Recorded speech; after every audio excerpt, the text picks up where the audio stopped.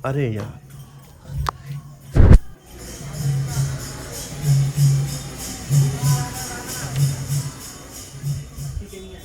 अच्छा हाँ भी जब भगवान का चल रहा है भजन। नमस्कार दोस्तों, स्वागत है आपका पॉइंट ब्लैंक में अजीत भारती के 28वें एपिसोड में। हाल ही में भारत के यशस्वी प्रधानमंत्री मोदी जी 3 देशों के दौरे पर गए। इंडोनेशिया पहुंचने से पहले ही जलवा कायम हो गया। दाएं बाएं से फाइटर जेट ने सलामी ठोकी कि मोदी जी स्वागत है आपका हमारे देश में। फिर जाने लगे तब भी बॉर्डर तक हवा में पहुंचा कर आए कि जाइए मोदी जी फिर आइएगा। आईटी सेल में प्रसन्नता की लहर दौड़ गई। कट्टर प्रशंसकों, देवी देवता, यक्ष, गंधर्व, अप्सरा, किन्नरों ने आकाश से पुष्प वर्षा की, जो बादलों के ऊपर होने के कारण हमारी मीडिया और मोदी जी के स्पेशल मीडिया रील काटने वाली टीम दिखा नहीं पाई। परंतु पॉइंट ब्लैंक पे हम उपग्रहों से प्राप्त चित्रों के अनुसार आपको यह दिखा रहे हैं। यह किया गया, अच्छी बात है, पर भारत में इसे एक उपलब्धि की तरह दिखाया गया। स्वागत एक सम्मान का भाव हो सकता है, उपलब्धि नहीं। मोदी जी की टीम ने वस्तुतः फाइटर जेट और झालमुड़ी को एक ही प्लेटफॉर्म पर रख दिया है। जनता के विषय बढ़ते जा रहे हैं और प्रधानमंत्री जो पहले चुप थे अब बेन का मास्क लगाए घूम रहे हैं कि तुम बुलवाक दिखाओ हमसे। वहां गए तो एक अवार्ड भी दे दिया। सेशल्स की तरह ये एआई वाला नहीं था बल्कि सीरियस था। वहां एक और बात हो गई जब मोदी जी ने बताया कि वो अंक ज्योतिष में भी विश्वास रखते हैं और इंडोनेशियाई राष्ट्रपति को 8 के ठाठ गिना है। ये वाला नहीं, हाँ ये वाला 2 + 6 = थाला फॉर ए रीजन हो गया एकदम से। वो तो अच्छा है कि मोदी जी ने यह नहीं कहा कि नरेंद्र में भी 8 ही अक्षर हैं। यहाँ 2-4 कांग्रेसी अपना प्राण त्याग देते। फिर मोदी जी ऑस्ट्रेलिया की ओर निकल गए। वहां भी ऐसी जय जयकार हो गई कि कांग्रेसियों की नानी मर गई। मोदी जी ने दूध ऑस्ट्रेलिया वाला आता है लेकिन चाय भारत वाली बनती है। जनता मोदी मोदी करके अपने गले की नस फाड़ रही थी और कांग्रेसियों की गांड। और अंत में ऑस्ट्रेलिया के पीएम को अपने साथ स्टेडियम भी ले गए कि देखो ये है जलवा मोदी का तुम्हारे देश में। ऑस्ट्रेलिया वाले ऐसी भीड़ स्टेडियम में ही देखते हैं। कहीं मोदी जी सड़क पर निकल जाते तो रोड शो में पूरे महाद्वीप की फट के फ्लावर हो जानी थी। वहां एक अल्पसंख्यक था जिसने यूरेनियम डील पर यह बोला, No uranium for you. The Indians will misuse it against the minorities in India. कुछ लोगों का पाचन तंत्र रिवर्स हो जाता है, इसलिए जब मुंह खोलते हैं तो किलो भर हक देते हैं। इसको लगता है कि यूरेनियम है तो बम ही बनेगा, और बम बनेगा तो हिंदू प्रधानमंत्री अल्पसंख्यकों पे मार देगा। भाई जैसे तेरे टैक्सी की स्टीयरिंग व्हील गोल है तो उसे स्टेपनी नहीं बना सकते, वैसे ही न्यूक्लियर के और भी प्रयोग होते हैं। मोदी जी जब भी विदेश जाते हैं तो एनआरआई लोगों के लिए एक एनुअल डे टाइप का हो जाता है। अंतर बस इतना ही होता है कि वहां सांस्कृतिक कार्यक्रम करने वाले बच्चे नहीं, उनके माता पिता होते हैं। सब जी जान से सुबह सुबह बैठ करके उष्ण जल का गरारा करके पद्मासन में मोदी मोदी इसका रियाज करते हैं। और जो स्कूल में कुछ आर्टिस्ट हुआ करते थे वो एयरपोर्ट या अन्य स्थान के स्टेज पर भारत का कोई ना कोई नृत्य अथवा पारंपरिक कला का प्रदर्शन करते हैं। लेकिन कभी किसी को कोई अवार्ड नहीं दिया जाता, जो कि अनुचित है। स्कूल में तो देते हैं। लगता है मोदी जी अपने अंतिम कार्यकाल में, जो 1949 वाले चुनाव की जीत के बाद होगा, विश्व के सारे देशों को 3-3 बार घूमने के बाद best group dance, best solo dance, best Vande Mataram singing, best stadium to host Modi ji आदि वर्गों में जीतने वालों को पुरस्कृत करेंगे। अंधभक्ति प्रतियोगिता में केवल भारत मंडपम का भुना हुआ काजू खाने वाला आईटी सेलिया और पत्रकार ही आगे नहीं रहता। बिहार के प्रश्न पत्र सेट करने वाले उनके भी बाप हैं। कुछ समय पूर्व बीपीएससी की परीक्षा में माता कात्यायनी को समर्पित ट्वीट किसका था, उसकी अपार सफलता के बाद अब 10वीं की त्रैमासिक परीक्षा में यह पूछा गया है कि लवणेन भोज्यम का नारा, जी हाँ नारा, किसके श्रीमुखारविंदों से दिया गया था। प्रश्न ही अशुद्ध है, क्योंकि ये एक तो कोई नारा नहीं है और दूसरा विकल्पों में से किसी ने यह स्वयं नहीं बोला है, बल्कि यह एक 2000 वर्ष पुरानी संस्कृत सूक्ति है। पर आप ही सोचिए कि जहां मोदी जी के ट्वीट किसने कितने बार रीट्वीट किए और किस नेता ने कितने विशेषणों का प्रयोग किया, इस आधार पर प्रधान, गडकरी, हरदीप पुरी, भूपेंद्र यादव, गिरिराज सिंह जैसे लोग कैबिनेट मंत्री बना दिए जाते हैं, वहां जो जहां है वहीं से तो ट्राई करेगा ना। बेचारे आईटी सेलियों को ही ले लीजिए, उनको नहीं पता कि यूजीसी, नीट, सीबीएसई, राम मंदिर, एथनॉल, सार्वजनिक ढांचों का गिरना, स्थानीय भ्रष्टाचार, 100 करोड़ कैश पकड़ाने का सामान्य लगने लगना, ये सब अनुचित है। इस पर सरकार की आलोचना होनी चाहिए ताकि उसे ठीक किया जाए। लेकिन वो मानते हैं कि इंपॉर्टेंट ये नहीं है कि देश में चुनाव चल रहा है, इंपॉर्टेंट ये है कि ऐसा करने वाला हिंदुत्ववादी और राष्ट्रवादी। योगी जी ने कहा है कि भाजपा राज में मंदिरों और धामों का विकास हुआ, निस्संदेह हुआ है। आप सौंदर्यीकरण देख लीजिए, कुंभ देख लीजिए, राम मंदिर अभी मत देखिए। खैर, योगी जी यह बताना कदाचित भूल गए कि भाजपा राज में संघ और विश्व हिंदू परिषद के लोगों का भी विकास हो गया है और उस पर आपकी सरकार के पास उनसे त्यागपत्र लिवाने के अलावा और कोई विकल्प नहीं दिखा। वह भी सराहनीय है। ऐसे ही तो हिंदुत्व बचेगा, वरना राम मंदिर कितना बदनाम हो जाता। आप सोचिए, घर के कपड़े चौराहे पर तो नहीं धोए जाते .gif। मुझे वैसे संघ के लोगों की यह सोच सदैव अच्छी लगी है कि रियलिटी जो भी हो, परसेप्शन ऑफ रियलिटी को सकारात्मक बनाए रखने के लिए हर तरह का बलिदान ले लो। देना नहीं है, लेना है। चाहे वह बलिदान भगवा ध्वज के नीचे खड़े होकर लिए शपथ का ही क्यों ना। वैसे कल जो राष्ट्रीय स्वयंसेवक संघ की वार्षिक अखिल भारतीय प्रांत प्रचारक बैठक, अरे बाप रे बाप, कर्नाटक के बेलगावी में आरंभ हुई, उसमें अवध क्षेत्र के प्रांत प्रचारक जी से भी पूछा जाना चाहिए कि अयोध्या में जो हुआ उसकी सूचना उन्हें थी या नहीं। दोनों ही स्थिति में उनको दायित्व मुक्त कर देना चाहिए, क्योंकि चाहे चंपत राय हो, अनिल मिश्रा हो या गोपाल राव, बिना प्रांत प्रचारक की सूचना के जो होने दे रहे थे वह ऐसा कलंक है जो मिटेगा नहीं जल्दी। और एक बात, ये मैं क्या देख रहा हूं कि श्री भारत रत्न डॉक्टर बाबा साहेब भीमराव जी अंबेडकर जी और श्री ज्योतिबा फुले जी को अब संघ ने त्याग दिया है। ऐसा करना पड़ता है क्योंकि इनके अनुषांगिक संगठनों ने और संघ के प्रचारकों ने जो बिहार में यूजीसी प्रकरण के समानांतर अपनी चुप्पी को छुपाने के लिए विराट हिंदू सम्मेलन किए थे, वो अति सूक्ष्म हिंदू सम्मेलन हो गया था और उसमें 50 लोग भी नहीं जुटते थे। उनके पोस्टर पर बाबा साहेब राम भगवान के साथ एक साथ विराजा करते थे। खुमारी टूट गई भागवत जी।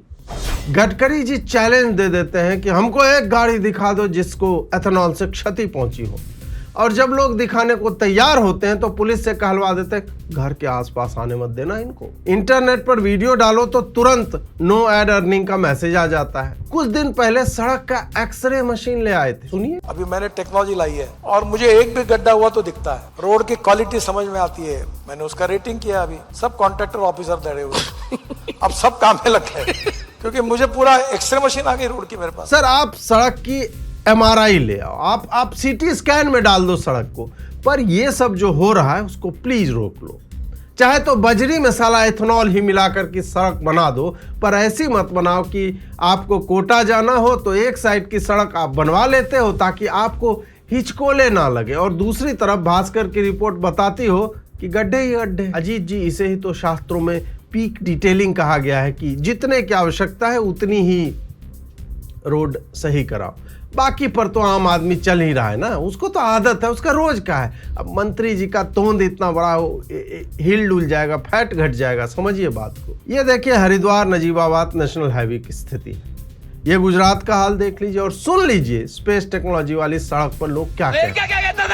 और ये वीडियो देखिए कि जनता कैसे विरोध कर रही है। मानो गडकरी जी से देखेंगे लज्जित हो जाएंगे, एक्सरे मशीन मंगवाएंगे और सड़क निर्माता कंपनी को कहेंगे कि ठीक कर दो। भाई, उससे पहले ये ट्वीट इंडिया में विथहेल्ड हो जाएगा या सर्कुलेशन लिमिटेड कर दिया जाएगा।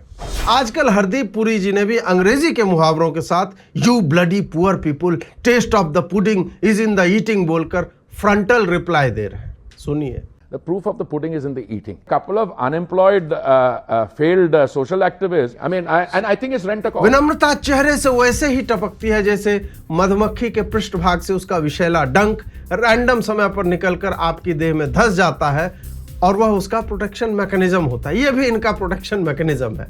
हरदीप जी ने स्वयं के बचाव में गडकरी जी से, फडणवीस जी से सीखते हुए ये कहा, ये साले बेरोजगार एक्टिविस्ट हैं, रन टकॉज वाले लोग हैं, ये देश हित का नहीं सोच रहे हैं। सारा देश हित तो आप ही लोग सोच रहे हैं पुरी साहब, बाकी हम अनएम्प्लॉयड लोग आपकी सैलरी फंड करते हैं, इसलिए आवाज नीचे रखिए थोड़ा सा। तीसरे नकारे मंत्री जिनके जीवन का एक के मकसद है मोदी जी का रीट्वीट। पर्यावरण मंत्री श्री भूपेंद्र यादव जी के 4 सहयोगी अधिकारियों को तत्काल प्रभाव से उनकी सेवा से स्थानांतरित कर दिया गया। भूपेंद्र जी ने आज तक दिल्ली के विषैले धुएं को लेकर के कुछ नहीं किया, उस समय इन्होंने एक सप्ताह में 38 ट्वीट या रीपोस्ट किए थे, जिसमें 3 जयंती और त्योहार पे थे। 32 ट्वीट या तो नरेंद्र मोदी के रीपोस्ट थे या उनकी रैलियों के क्लिप्स थे। इसी टैलेंट पर इनका दिन अच्छा जा रहा था। अब लगता है कि संभवतः सरिस्का माइनिंग लीज वाले इस केस के कारण इन पर भी तलवार लटकी हुई है, परंतु इनको चिंता नहीं करनी चाहिए। मोदी जी चाय जो है ठंडी करके पीते हैं, देखा हुआ है। अतः इनके पास अभी साल 6 महीना और हो सकता है। प्रातः स्मरणीय श्री अजीत भारती जी ब्रो, अब आप भी चाय वाला जोक मारेंगे? अरे हम क्या मारेंगे, मोदी जी खुद ही मारते रहते हैं, देखो। अरे चाय वाला। जहां धर्मेंद्र प्रधान महाप्रभु जगन्नाथ जी को आभार दे रहे होंगे कि ऐसे ही वृष्टि करवाते रहो, सड़कें टूटती दिखती रहे, ऐसे ही राम मंदिर में चोरी होती ही रहे, ऐसे ही एथेनॉल पर लोग बात करते रहे, और मैं हाथ के साथ स्कैन किए गए CBSE उत्तर पुस्तिका जैसे ब्लंडर करके चर्चा से गायब हो जाऊं। वहीं नीति आयोग की एक रिपोर्ट में पता चला कि भारत में स्कूल लगातार बंद हो रहे हैं और बच्चों का एनरोलमेंट पिछले 10 वर्षों में 2.25 करोड़ गिरा है। हालांकि जनसंख्या बढ़ी ही है। अजीत जी, इसमें धर्मेंद्र प्रधान का क्या काम? ये तो स्टेट गवर्नमेंट का काम है। बात तो सही है। बात यह है कि शिक्षा कंकरेंट लिस्ट में आती है तो फंडिंग का दायित्व तो प्रधान जी का भी बनता है। पर अजीत जी, ये बात आप जानते हैं, ये बात हम जानते हैं, ये बात राज्य सरकारें जानती हैं, पर आपको लगता है कि ये हमारे माननीय धर्मेंद्र प्रधान जी जानते होंगे? वो तो केंद्रीय और नवोदय विद्यालय समेत IIT तक की बोर्ड मीटिंग समय पर नहीं ले पाते। बात तो सही है। शिक्षा के क्षेत्र में क्या क्या धांधली चल रही है उसका एक अच्छा उदाहरण हमारा बिहार है, जहां फर्जी डिग्री वाले 3000 शिक्षकों पर FIR हो गई है और कहा गया है कि इनसे ब्याज समेत पूरी सैलरी सरकार वापस लेगी। बिहार से होने के कारण मेरी चिंता यह नहीं है कि ये लोग अब ये पैसा कहां से लाएंगे, बल्कि मेरी बड़ी चिंता यह है कि इनके ससुर लोग यदि दहेज का पैसा ब्याज सहित मांगेंगे, जो इन्होंने लड़का टीचर हो गया कहकर 25 लाख और एक चरचकवा यानी 4 व्हीलर की डिमांड करके ली थी, उनका क्या होगा? जो फ्रिज का साइज और मॉडल भी लिख करके देते हैं कि यही वाला चाहिए। अब लगता है कि जैसे बैंक से हाउस लोन लेने पर वही लोग भूमि के कागजात जांचते हैं, अब लड़की वाले लड़के की डिग्री भी जांचेंगे ताकि पैसा सही जगह पर ही निवेश हो। हमारे तरफ तो दहेज इन्वेस्टमेंट होता है ना। प्रधानमंत्री मोदी जी ने सूरत के वर्ल्ड क्लास ड्रेनेज को लेकर यह कहा, सैकड़ों किलोमीटर से अधिक के नए ड्रेनेज नेटवर्क ने सूरत को एक नया जीवन दान दिया। फिर सूरत स्मार्ट सिटी बनी, वहां बहुत प्रगति हुई, और फिर इस बार मोदी के ड्रेनेज को लेकर इंद्र देवता ने कहा कि चलो देखा जाए वर्ल्ड क्लास ड्रेनेज होता कैसा है। फिर अब के सावन ऐसे बरसे, बह जाए रंग मेरी चुनर से, जम के बरसे जरा। भाई साहब, जलमग्न, पूरा सूरत जलमग्न। ड्रेनेज तो निकासी के लिए ना, पर ड्रेनेज ही साला डूब जाएगा तो विज्ञान कहता है कि डूबे पाइप से जल नहीं निकलता, उसका एक एंड जो है खाली टाइप का होना चाहिए। विज्ञान ने मोदी जी को हरा दिया। हालांकि यहां मैं एक बिलो द बेल्ट जोक मार लेता हूं। कुछ दिन यदि सूरत की यही सूरत रही तो देश की एक बड़ी समस्या का समाधान हो जाएगा। वो कैसे अजीत जी? देखो, ठहरा हुआ जल जो है वो सड़ेगा, उससे बनेगा गटर गैस, जिसको जमा करके HPCL के बहते सिलेंडरों में बंद कर लेंगे। फिर ट्रंप को कहेंगे साले $2 साला TMC, और करो हॉर्मुज जल डमरू मत बंद, आपदा में अवसर हो जाएगा। वैसे मुझे लगता है कि मोदी जी को अब स्मार्ट सिटी प्रोजेक्ट का लक्ष्य भी 2047 टाइप का कर देना चाहिए। देखिए, ये आई लव झांझ वाले जो ये साइनेज होते हैं ना, उसके अलावा स्मार्ट सिटी में स्मार्ट केवल फोन और टीवी ही है। इसके अलावा ड्रेनेज, सीवेज, कूड़ा प्रबंधन, सड़कें, बिजली के तार, अतिक्रमण वैसे ही हैं जैसे पहले इन जगहों पे थे। 2047 करने से ये सही रहेगा कि ये लोग भूल जाएंगे कि ऐसा कुछ होने वाला है, और 2047 कौन देखा। मध्य प्रदेश में हाल ही में एक बहुत बड़े घोटाले में सस्पेंड हुए इंजीनियर ने एक खुलासा कर दिया है। पहले तो साहस के लिए नमन कि व्यापम में ऐसे लोग अचानक से खाना खाते हुए सुरधाम पहुंच जाते थे, फिर भी बंदे का आत्मसम्मान फाइनली जगा, और जब पकड़ लिया गया तो उन्होंने ये कहा, माई का लाल है जो जनपद से लेके और भोपाल तक जो पैसे नहीं ले रहा हो, तो सरपंच को 10% चाहिए, 5% सचिव को चाहिए, 3% GRS को चाहिए, 5% सब इंजीनियर को चाहिए, 2% सहायक यंत्री को चाहिए और 2 से 3% जनपद CO को चाहिए। इसके ऊपर जितने भी अधिकारी ऊपर से आते हैं, इससे लेके जेड तक किसी भी ऑफिस का आएगा, सब इंजीनियर जो है वसूली एजेंट के अलावा कुछ नहीं रह गया है। तो मैं तो प्रमाण रखूंगा कोर्ट में, उनकी वॉइस रिकॉर्डिंग है, वीडियो है मेरे पास, मैं प्रमाण सहित रखूंगा। अब ये खुलासा तो कोई भी तरह से है नहीं, क्योंकि ये सब बातें पहले सार्वजनिक हैं। आप यदि अपने जिले के किसी भी डिपार्टमेंट में कोई भी साइन करवाने जाओ, फाइल निकलवाने जाओ, कोई काम करवाने जाओ, तो एक रेट लिस्ट होती है जो सबको पता होती है। वैसे ही टेंडर निकलता है तो सबका हिस्सा बंधा हुआ होता है। इसे लगता है क्रांतिकारी आदमी है। अरे भारत है भाई, ये सब क्यों कर रहे हो? चुप रह लेते तो सस्पेंशन जो है कुछ समय बाद रिवोक हो जाता, बढ़िया अपना फिर % लेते रहते। मध्य प्रदेश में ही देखिए कि कुछ समय पूर्व 6 वर्षों से कागज पर चल रहे हॉस्पिटल के समाचार के बाद अब खेतों में चल रहे 125 B.Ed कॉलेज का खुलासा हुआ है। खाली खुलासे ही हो रहे हैं। मोहन यादव जी चाहें तो इसे पिछड़ा समाज के लिए वरदान बता सकते हैं कि यदि कॉलेज खेतों में होंगे तो बच्चे भैंस चराकर सीधे वहां अध्ययनरत हो जाएंगे। इससे उन्हें सड़कों पर नहीं जाना होगा, भैंस तब तक चरती रहेगी और दूध दूहने के समय तक वो पढ़ भी लेंगे। तेजस्वी यादव ने इसे कॉपीराइट का उल्लंघन बताते हुए कहा है कि यह तो उनके पिताजी लालू जी की कालजयी योजना की नकल है, इसका पैसा भाजपा को देना पड़ेगा। 2300 करोड़ की एक परियोजना में आदि शंकराचार्य की प्रतिमा पर आरोप लगाए कि वो बहुत अधिक स्ट्रेस ले रहे हैं। यह तो अच्छी बात है कि जब मोदी चुप है, भागवत राम राम कह देते हैं, कोई तो स्ट्रेस ले रहा है। अजीत जी वो वाला स्ट्रेस नहीं, ये एक पिलर पर दबाव पड़ रहा है कि मूर्ति गिर भी सकती है तेज हवाओं में। मध्य प्रदेश में है ना, वहां की मूर्तियों का हवाओं से वैसे ही 36 का आंकड़ा है। वैसे चीन में तैयार हुई मूर्ति इतने दिन चल गई और आप क्या चाहते हैं? अजीत जी चीन में बनी थी भाजपा काल में, मैं नहीं मानता, असंभव। अरे वहीं बनी थी, माने हम लोग चाइनीज झालर ना खरीदें और भाजपा सरकार चीन से शंकराचार्य की मूर्ति बनवा लेती है। शिव शिव शिव शिव शिव। अजीत जी ज्यादा भाजपा पर मत बोलिए। शेखर सुमन की कंपनी पर ईडी चली गई है। यार वो तो बड़े बेकार के जोक्स लिखता और बोलता है फिर भी सरकार ने ईडी भेज दिया। आप बढ़िया लिखते हैं ना, तो उनको समझ में ही नहीं आता होगा, इसलिए आप बचे हुए हैं। बात तो सही है। उसके धंधे के बारे में क्या जानते हो तो? वही यूपी में 26 घंटे तक चले छापे के बाद एक अधिकारी पकड़ा गया। ट्रांसपोर्ट विभाग में काम करते थे ललित जी और लखनऊ में करोड़ों रुपयों के बंडलों के साथ 15 प्लॉट के कागज, 13 किलो सोना, 9 किलो चांदी के साथ पकड़े। अमृतकाल में भ्रष्ट अधिकारी पकड़े जाने लगे, यह तो अच्छी बात है जीत जी। आप तो लंबे समय से ये कह रहे हैं। लग रहा है कि राम मंदिर घोटाले ने सरकार को जगाया है।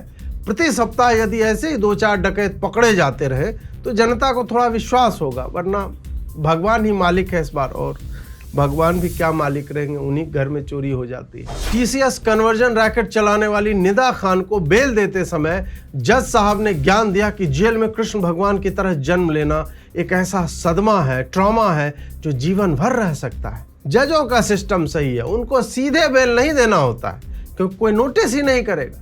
बहुप्रचारित केस है तो बेचारे पेद्दी के रामचरण की तरह क्रिकेट खेल रहे हैं जिसका क्रिकेट के तर्क से कोई लेना देना नहीं।